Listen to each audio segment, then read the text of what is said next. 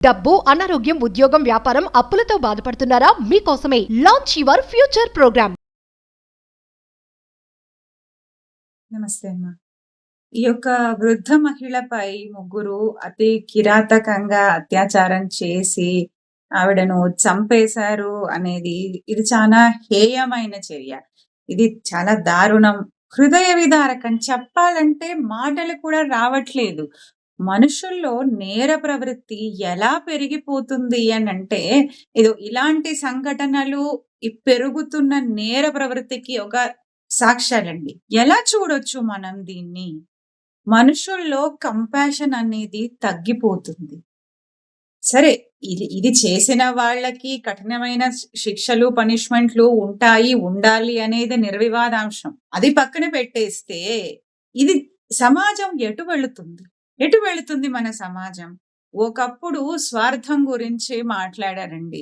ఆ స్వార్థంలో స్వార్థం, బంధుప్రీతి అని ఒక పాట కూడా ఉండేది, పాడబోయి భారతీయుడా అని చెప్పేసి. దాంట్లో కనీసం కుటుంబము, సమాజము ఎంతో కొంత ఉన్నారు. ఇప్పుడు ఎలా జరిగిపోయింది అని అంటే ఈ స్వార్థం అనేది ఎంతగా వచ్చిందంటే నేను అంతే. ఆ నేనుకి మించి మనుషులు ఆలోచించట్లేదు. ఒక కంపాషన్ అనేది కానీ, అవతలి వాళ్ళ పట్ల బాధ్యత అనేది కానీ వీడి దగ్గర లేదండి. ఎప్పుడైతే నేను అనేది ఒకటి వస్తుంది, ఈగో, అహంకారం, డామినేషన్ ఇలాంటివన్నీ తయారైపోయి నేనేం చేసినా నాకు మాత్రమే, అంతే. నేనేం చేసినా చెల్లుతుంది, నా ఇష్టం. ఇదొకటి పక్కన పెట్టేస్తే ఇంకోటి ఏంటంటే తరిగిపోతున్న విలువలు. ఇదివరకు ఉమ్మడి కుటుంబాలు ఉండేవి. ఒకళ్ళు కాకపోతే ఒకళ్ళైనా ఇది కాదురా నాన్న అది అని చెప్పేవాళ్ళు.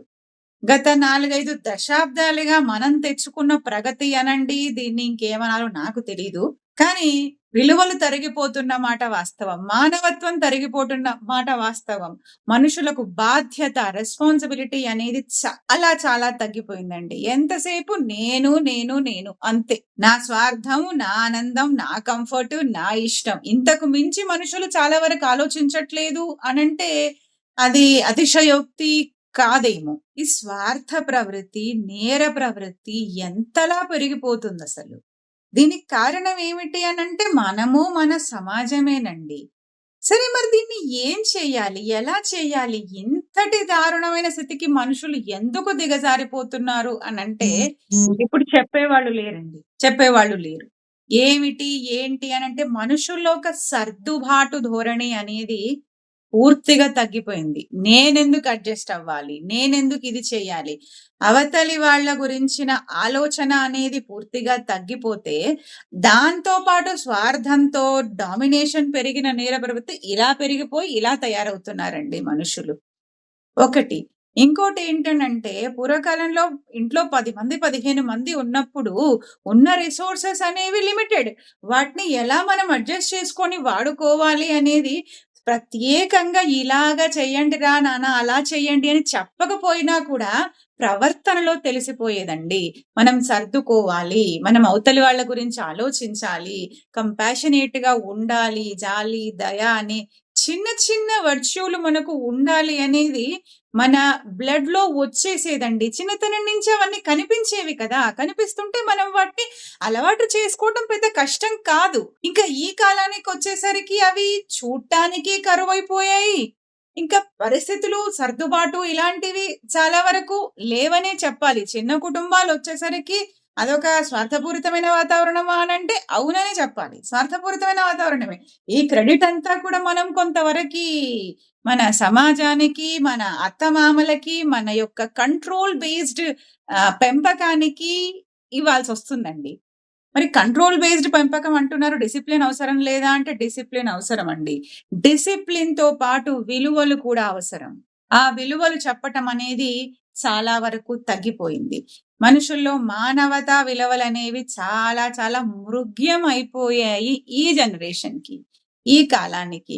ఇప్పుడు మొన్న కూడా ఒకటి చేశాము, ఒక అమ్మాయి ఆత్మహత్య చేసుకుంది, ఇంకొక అమ్మాయిని చంపేశారు, ఇలాంటివి ఎన్ని ఘటనలు? కనీసం రోజుకొక్కటన్నా ఇలాంటివి వస్తున్నాయి. రోజుకొక్కటి మినిమం. ఇంకా తర్వాతి లెక్క అనేది చాలా పెద్దది.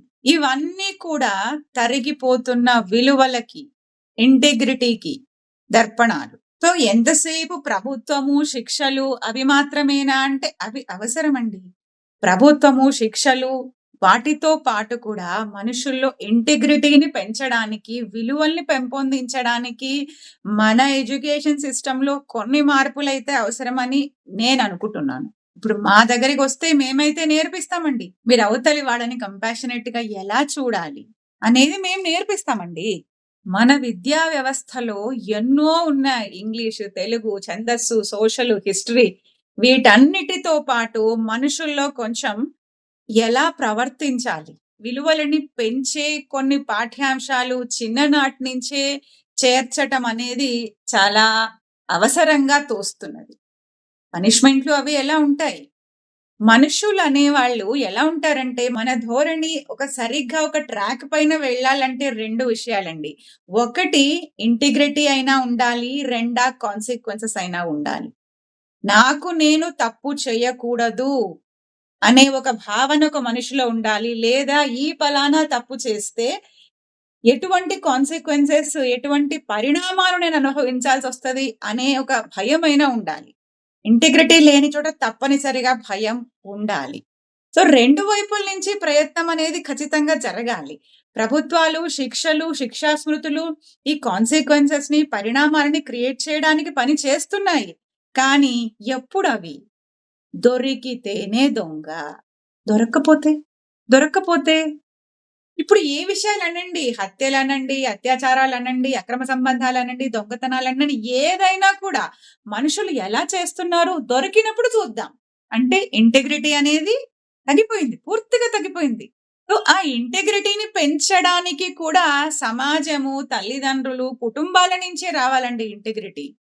కుటుంబము, సమాజము ఇంటిగ్రిటీని మనుషుల్లో ఇంబైబ్ చేయాలి. ఆ దిశగా కూడా ప్రయత్నాలు జరగాలి అనేది తప్పనిసరి. దాన్ని మనం అంగీకరించి తీరాలి. సమాజం ఎటుపోతుంది? కేవలం నేనేనా? కుటుంబము, నేను, నా కుటుంబము, నా పిల్లలు. క్షమించండి, ఇక్కడ నా కుటుంబము, నా పిల్లలు అనే ఆలోచన కూడా తగ్గిపోయింది అనేది చాలా వరకు ఈ మధ్య జరుగుతున్న సన్నివేశాల్లో తెలుస్తుంది మనకి. అక్రమ సంబంధాల వలన హత్యలనండి, భార్య భర్తను చంపేయటం, భర్త భార్యను చంపేయటం, లేదా వేరే ఎవరితోనో కలిసి ఇంకేదో చేసేయటం. అంటే ఇప్పుడు కుటుంబము అనేది కూడా లేదండి. ఆ సెల్ఫిష్నెస్ ఎంత పెరిగిపోయింది అనంటే కుటుంబాన్ని కూడా అది ముక్కలు చేసిందనే చెప్పాలి. ఒకప్పుడు అవినీతి, బంధుప్రీతి, చీకటి బజారు, ఎటు వెళుతుంది దేశం, నా దేశం ఎటు దిగజారు అని ఒక పాట ఉండేనండి, పాడబోయి భారతీయుడా అని. దాంట్లో స్వార్థంలో కనీసం కుటుంబము, బంధువులు అనే వాళ్ళు ఉన్నారండి. ఇప్పటి స్వార్థ నేర ప్రవృత్తికి కుటుంబం కూడా లేదండి. చూస్తున్నాం కదా మనము. భర్త భార్యను చంపేయటం, భార్య భర్తను చంపేయటం, లేదా పిల్లల్ని చంపేయటం, పిల్లలు తల్లిదండ్రుల్ని చంపేయటం. అంటే ఇప్పుడు కుటుంబం కూడా లేదు. అప్పటికి ఇప్పటికి విలువలు ఎంత దిగజారిపోతున్నాయి. సో వీటన్నిటి గురించిన ఒక చర్చ అనేది తప్పనిసరిగా జరగాలి. చర్చలు ఎన్ని జరిగినా కూడా ఇంతకు ముందు మాట్లాడినట్టు ఇంటిగ్రిటీ, కాన్సిక్వెన్సెస్ రెండిటిని క్రియేట్ చేయాలి మనుషులను దారిలో పెట్టాలంటే. ఇది కాకపోతే కనీసం ఇదన్నా పనిచేస్తుంది. ఇది ఫెయిల్ అయినప్పుడు ఇదన్నా పనిచేస్తుంది. సో మనుషులు అందరూ కూడా ఇంటిగ్రిటీ, కాన్సిక్వెన్సెస్ రెండిటి వైపు ఆలోచన జరగాలి. ఆ రెండిటిని స్ట్రింజెంట్ గా తప్పనిసరిగా నిబంధనల ప్రకారం అమలు చేయాలి. విలువలు పెంపొందించటానికి మన పాఠ్యక్రమంలో తప్పనిసరిగా కొన్ని అంశాలు అనేది జోడించాల్సిన అవసరం ఎంతైనా ఉంది. ఇకపోతే ఈవిడ ఒక్కరే ఉన్నారు అని చెప్తున్నారు. ఈ సమాజంలో మన న్యూక్లియర్ ఫ్యామిలీలలో ఉన్న ఇంకొక దౌర్భాగ్యం ఇది. ఎస్పెషల్లీ కేవలం ఆడపిల్లలు ఉన్న వాళ్ళ విషయం అంటే ఇలాగే ఉంటదన్నమాట.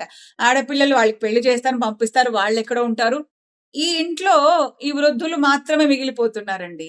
కొంచెం ఆ పెళ్ళైన వాళ్ళు అమ్మాయిలైనా అబ్బాయిలైనా కూడా తల్లిదండ్రుల గురించి కొంచెం శ్రద్ధ తీసుకోవాల్సిన అవసరం అయితే ఉన్నది. వాళ్లకు ప్రొటెక్టివ్ ఎన్విరాన్మెంట్ అనేది క్రియేట్ చేయాలి. ఇప్పుడు ఈ మధ్య ఆడపిల్లలకు నేను నిజంగా వాళ్ళకి చేతులకి దండం పెడతాను. చాలా మంది కూడా ఆ పెళ్లి సంబంధం చెప్పేస్తున్నారు, మా అమ్మ నాన్నలకి మేమే ఆడపిల్లలము, మా అమ్మ నాన్న మేము చూసుకోవాలి అని వాళ్ళు చక్కగా బాధ్యతాయుతంగా చెప్తున్నారు. దాన్ని అంగీకరించిన వాళ్ళకి వాళ్ళకి కూడా నమస్కారం అండి. చక్కగా కలుపుకొని పోతున్నారు. కానీ కొందరు ఇలాగే అమ్మాయిలను పంపించేసి, లేదా అబ్బాయిలని కూడా చెప్పకండి. అబ్బాయిలు కూడా ఎక్కడో ఉద్యోగాలు, వాళ్ళ చదువులు అనుకుంటూ వాళ్ళు కూడా ఎక్కడెక్కడో వేరే దేశాల్లో, పట్టణాల్లో ఉంటున్నారు. సో, పల్లెటూళ్ళలో కొంచెం ఒక టైర్ 2 సిటీలలో ఈ పెద్దవాళ్ళు వీళ్ళే ఉండిపోతున్నారు.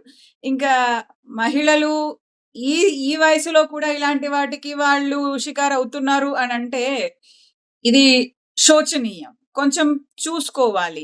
ఒక ఏజ్ వచ్చిన తర్వాత మన చుట్టుపక్కల వాళ్ళతో పాటు సంబంధ బాంధవ్యాలు పెంచుకోవడమే కానీ, ఆ పిల్లలు తల్లిదండ్రుల మంచి చెడ్డలు చూసుకోవడం అనే కానీ, కొంచెం ఈ విషయంలో దృష్టి తప్పనిసరిగా సారించాలండి. ఇదొక ఇంపార్టెంట్ టాస్క్.